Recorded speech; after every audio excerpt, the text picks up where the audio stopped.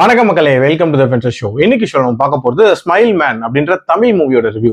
இந்த படம் பாத்தீங்கன்னா இந்த வீக்கெண்ட் தியேட்டர்ஸ்ல அவைலபிளா இருக்கு. இந்த படத்துல சரத்குமார் தான் லீட் கேரக்டர் பிளே பண்ணிருக்காரு. சரத்குமாரோட 150வது படம் இது.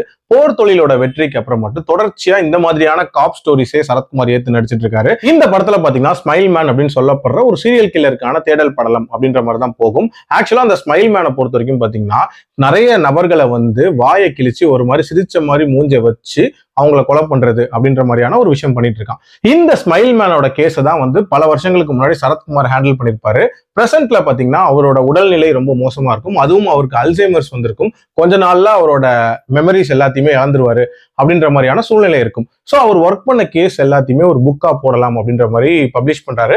அதுல அந்த ஸ்மைல் மேனோட கேஸை மட்டும் பாத்தீங்கன்னா இன்கம்ப்ளீட்டா விட்டுருப்பாரு. இந்த புக்கோட ரிலீஸ்க்கு அப்புறமேட்டே பாத்தீங்கன்னா அந்த ஸ்மைல் மேன் பாணியில கொலைகள் அப்படின்றது மறுபடியும் ஸ்டார்ட் ஆயிரும். அந்த ஸ்மைல் மேன் யாரு, எதுக்காக இந்த கொலைகள் எல்லாம் பண்றான், அதை எப்படி சரத்குமார் ட்ராக் பண்றாரு, டுவர்ட்ஸ் தென் கண்டுபிடிச்சாரா இல்லையா அப்படின்ற மாதிரி நிறைய விஷயங்களை சொல்லக்கூடிய ஒரு படம் தான் இந்த படம். எனக்கு இந்த படத்துல பிடிச்ச விஷயம் அப்படின்றது இந்த படத்தோட கதையை ஒரு மாதிரி மல்டிபிள் லேயர்ஸா டிசைன் பண்ணியிருக்காங்க அப்படின்னு சொல்லலாம். ஒரு லேயர் சரத்குமார் தன்னோட மெமரி போறதுக்குள்ள அந்த கொலைகாரனை கண்டுபிடிக்கணும் அப்படின்ற ஒரு ஏர்ஜ் இருக்கிற மாதிரி காட்டியிருப்பாங்க. அண்ட் அவரோட பாஸ்ட்லயும் ஏதோ ஒரு சம்பவம் நடந்திருக்கும் அப்படின்ற மாதிரி காட்டியிருப்பாங்க.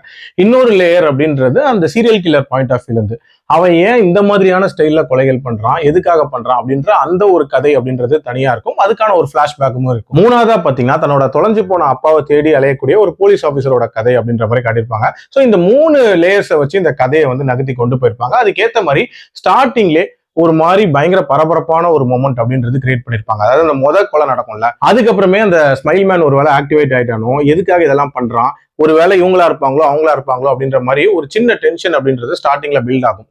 இன்ஃபேக்ட் அந்த கில்லர் யாரு அப்படின்றத டுவர்ட்ஸ் எண்ட் தான் ரிவீல் பண்ணிருப்பாங்க. பட் அந்த டென்ஷன் ஒன்று பில்ட் பண்ணிருப்பாங்களா, அது கொஞ்ச நேரத்திலே சுத்தமா காணாம போயிரும் அப்படின்னே சொல்லலாம்.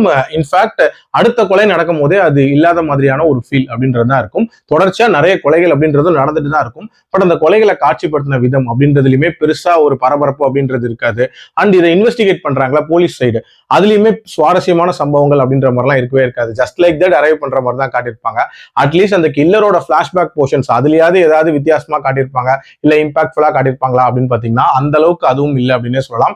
ஒரு மாதிரி ஒட்டாத மாதிரியான ஒரு ஃபீல் அப்படின்றதா இருந்துச்சு. அதுலயும் சரத்குமாருக்கும் அந்த சின்ன பொண்ணுக்குமான அந்த பாண்டிங் அப்படின்றதெல்லாம் கொஞ்சம் ஃபோர்ஸ்ஃபுல்லா ஆட் பண்ண மாதிரியான ஒரு ஃபீல் அப்படின்றதா இருந்துச்சு. கிட்டத்தட்ட இதே மாதிரியான ஒரு கதை களத்துல ஒரு படம் தான் போர் தொழில். பட் அந்த போர் தொழில ஜென்ரேட் பண்ண த்ரில்லா இருக்கட்டும், அதோட டீடைலிங்கா இருக்கட்டும் வேற லெவல்ல இருக்கும் அப்படின்னே சொல்லலாம். அதுல கொஞ்சம் கூட மேட்ச் பண்ணல இந்த படம் அப்படின்னே சொல்லுவேன். ஓவரால் என்ன பொறுத்த வரைக்கும் ஒரு பிலோ ஆவரேஜான ஒரு படம் தான். என்னோட ரேட்டிங் இந்த படத்துக்கு 2.3 out of 5. அடல்ட் கண்டென்ட் பொறுத்த வரைக்கும் கோரியான சில காட்சிகள் அப்படின்றது இருக்கதான் செய்யும். இந்த படத்தோட டைட்டில் த ஸ்மைல் மேன் அப்படின்றதுக்கு ஏத்த மாதிரி ஆடியன்ஸை இளிச்சவாய் ஆக்கணும் அப்படின்றதுக்காக எடுக்கப்பட்ட ஒரு படம் அப்படின்னு தான் நான் சொல்லுவேன். மீண்டும் அடுத்த விமர்சனத்தில் சந்திக்கிறேன். நன்றி, வணக்கம்.